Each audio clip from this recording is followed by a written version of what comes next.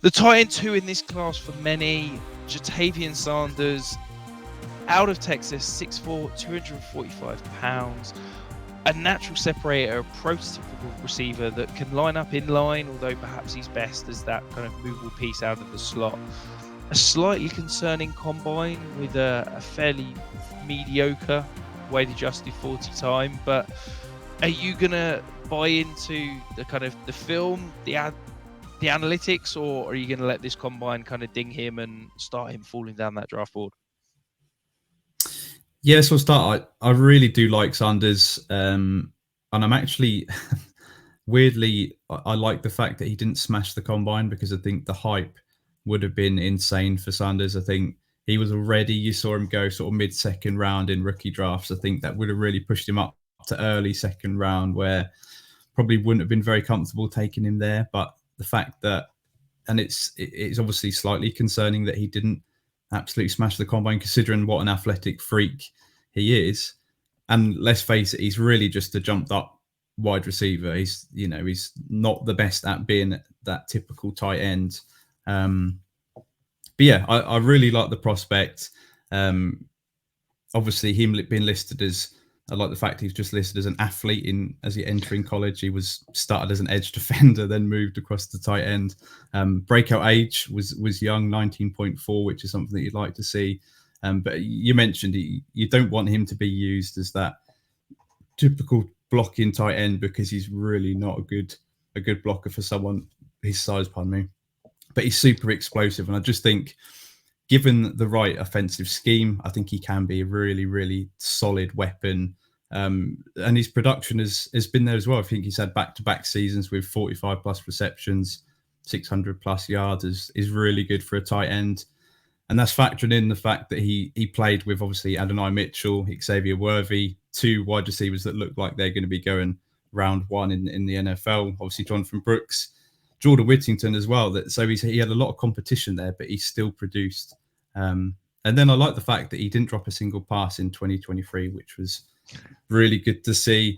His yards per reception, 15.2 in 2023. That's super, super impressive. But that's good about the stats. And then watching his film, I don't know, something was a little bit missing with watching his film. He makes some really exciting plays, but then there's some plays where I just see him just so wide open, and whether that's because of the defenders sort of double team and concentrating on the wide receivers, but he's just so wide open so often, and I don't know whether that's more his impressive route running or whether it's to do with the scheme that just got him open so often. So I really like Sanders. I really like Sanders at the back end of the second round.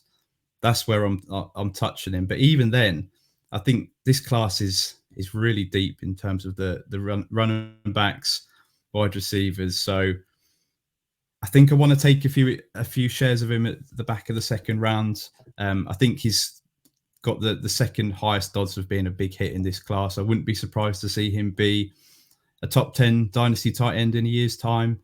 But also, if he doesn't go to the right scheme, I'm a little bit concerned that he is just going to be one of these big, explosive, athletic tight ends that just doesn't quite make it. So I'm 75% of the way in on Jatavian Sanders, but only because, or hopefully, he'll be dropping slightly in rookie drafts. Yeah, I'm a big Sanders fan. I think, I've said a few times now that if it wasn't for Brock Bowers, I think there'd be a lot more hype about Jatavian Sanders. I think it's tough to look at the raw numbers. As you said, he's shared an offense over the last couple of years with Bijan Robinson, Rayshon Johnson, Jonathan Brooks, Adonai Mitchell, Xavier Worthy, Jordan Whittington. Like, these are all NFL prospects, and it's difficult to be the tight end commanding huge target shares. You look at his target per route run number, it's been around that 20% mark despite all that competition, which to me is encouraging. I think that as a pure receiving tight end, he's up there as one of the best in the last kind of 3 or 4 years. I think he runs a more varied route tree than you see most tight ends run. I think he's fantastic against man. I think he can beat mismatches, whether you put, he can run past linebackers if you put him on him. He's too big for safeties and DBs. I think he's going to cause problems, and he is a natural route runner that understands how to use his leverage to get open. He's solid against zone. I would like him to, he has this habit of he'll find a soft spot, and he, rather than sort of sitting, he sort of drifts towards defenders.